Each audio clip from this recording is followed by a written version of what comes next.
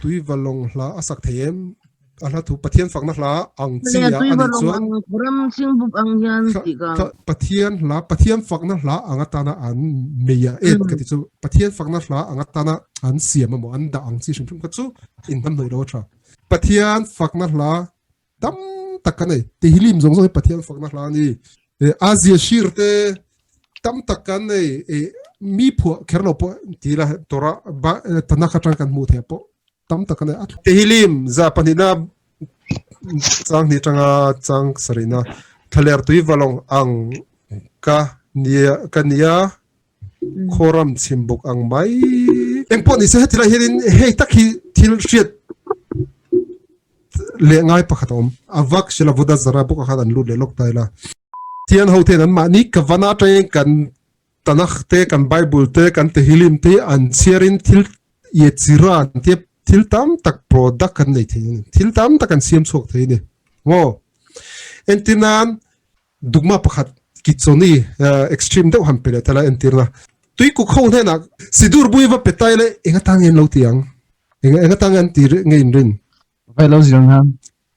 vai lo zial nan ba kan mangdo no dan chiar thiam re na ma wan ni tan tangkai na omlo vai lo siam nan an tinga an ni tan chon tui de nan zu thei ni ma sa ka vazu pui ve thiang lo wani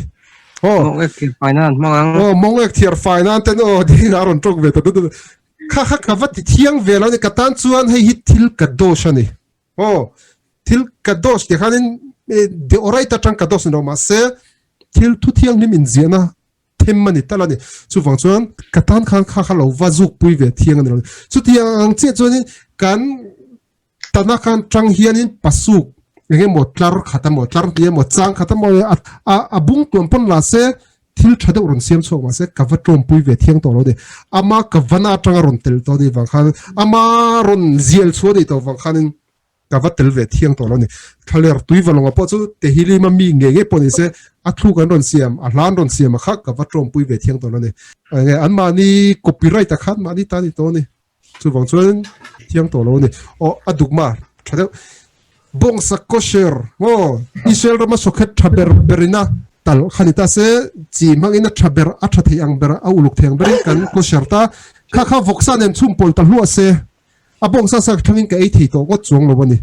khatiang chi kha ni mai chu wang chuanin film kurtur gentle te kuchok pian te mo avuda zara siam du te kuchok ani chuan thiam chuang lo ni